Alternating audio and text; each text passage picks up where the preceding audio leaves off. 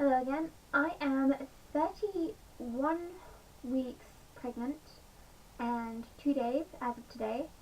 I realized that I didn't really make a 30 weeks pregnant video, so I'm going to merge the two together. We have pretty fantastic news. We actually have a house now, and we have a moving in date, which is the 16th of March.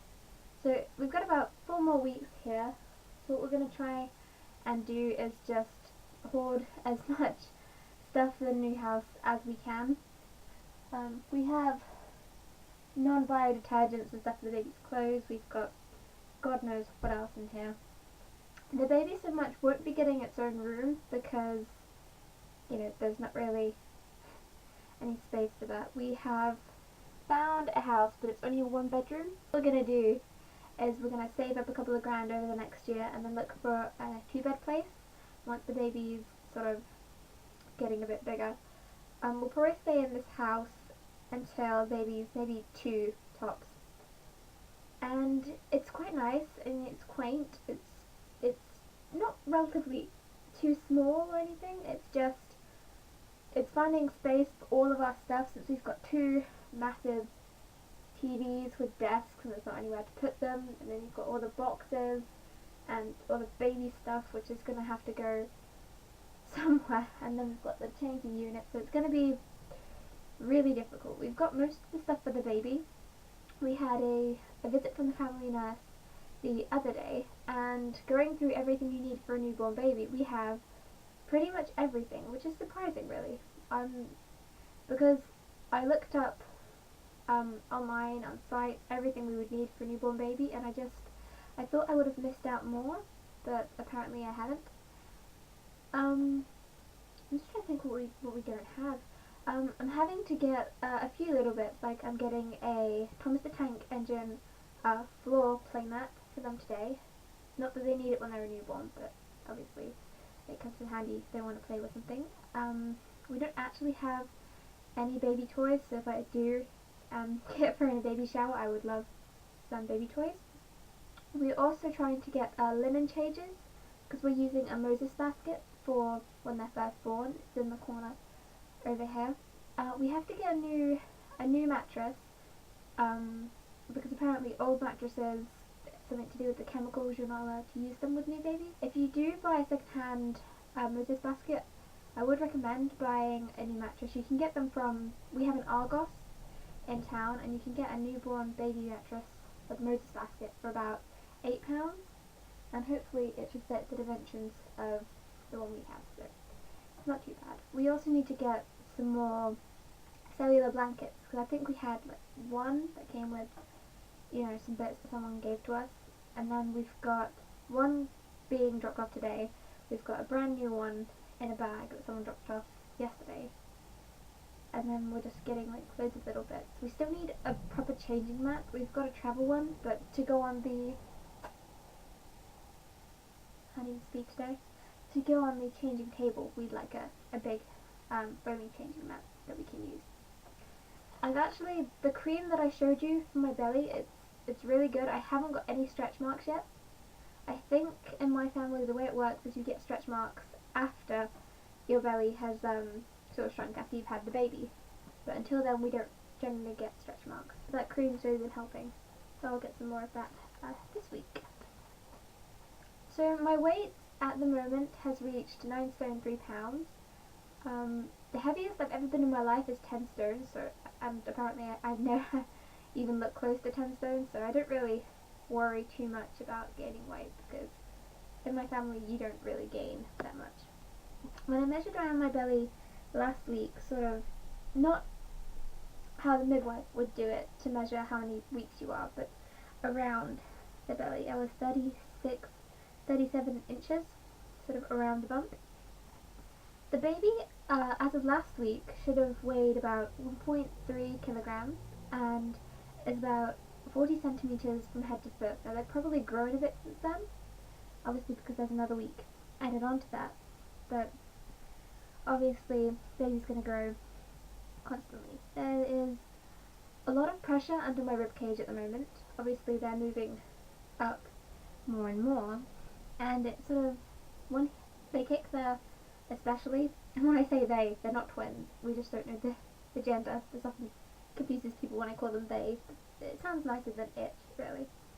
It causes me to get quite breathless because obviously you can probably hear me breathing a lot.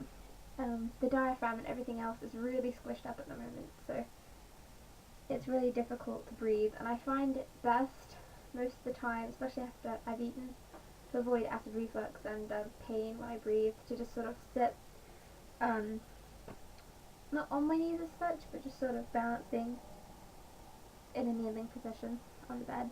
We're going to do a hospital bag review at some point, probably by the time we've moved into our new house. By then I'll probably be 36 weeks gone, about that. So we'll do what's in my hospital bag video then. Obviously we've got a lot to sort out, so we've got to move stuff, and I'm not going to be moving anything. The guy has said that they're going to move the sofa in first so that I can sit down and just sort of direct them where everything needs to go. I'm going to draw up a floor plan and figure out where everything can sort of fit. So there's definitely a lot to do, and that weekend's going to be really stressful. But if I can, on the day while I'm moving stuff, I'm going to just be sitting there filming, you know, what's going on as we move into our new house, making cups of tea and offering biscuits around, because I can't really do much. I can help maybe move some really, really light boxes or bags into the truck, well, van, but I can't really move heavy boxes.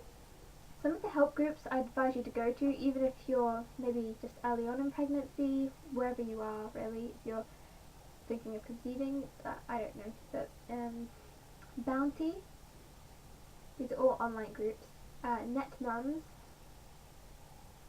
Baby Centre, and especially the NHS parenting website, that's really helpful too. I have got my birth plan sorted. I had that sorted about a month ago because I sort of thought that my midwife would be talking to me about my birth plan sooner. We've not actually discussed it yet, and my next appointment is in about a week. I think it's a week tomorrow. But basically, I'm going to be going in, hopefully starting to talk with her about my birth plan, because I am really nervous now as it's the home stretch, like 8.5 weeks until I'm due to give birth.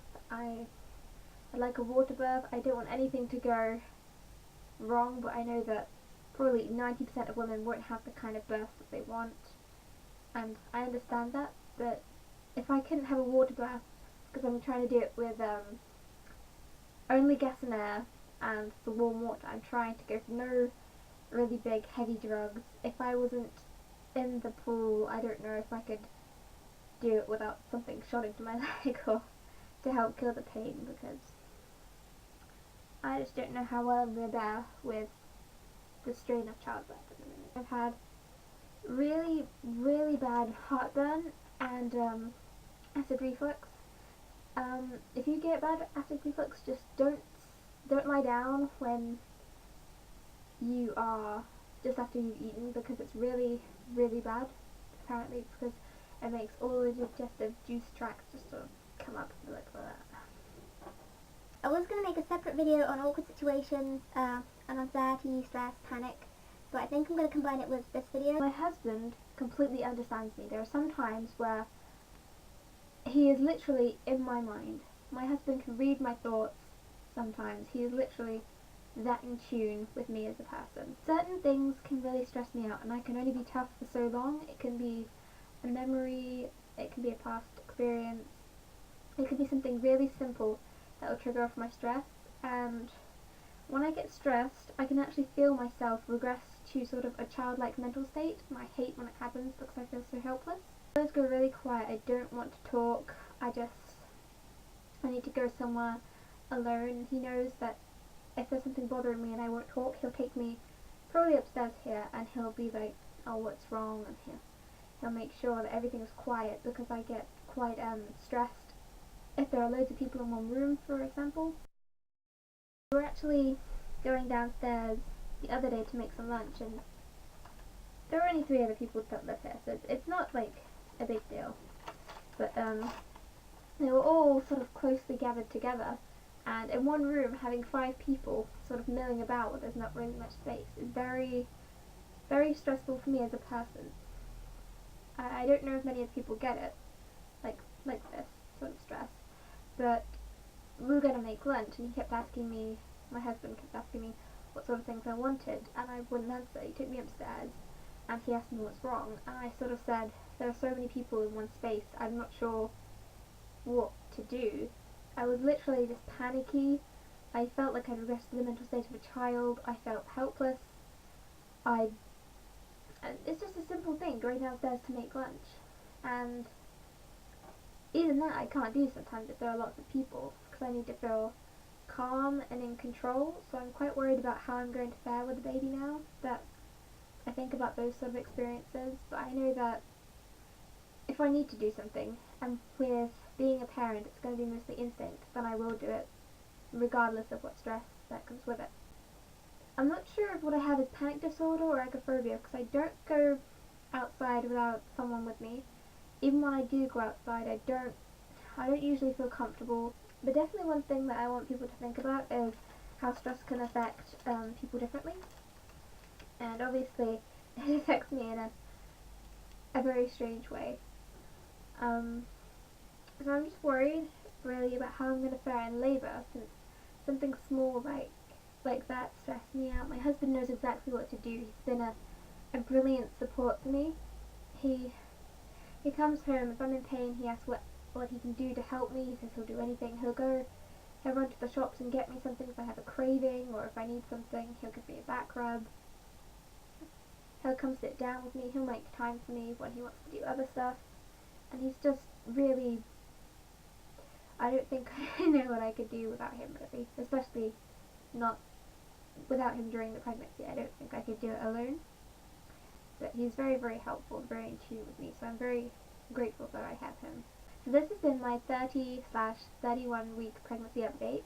I might have a 32 week for you. It depends how busy we are this week, next week, whatever. But we'll definitely probably have some stuff coming on with the moving day. I'll probably film people putting stuff in boxes, and we'll make some kind of tribute to the house move for that. So yeah, hope this video was useful somehow, and I'll see you guys soon. Bye.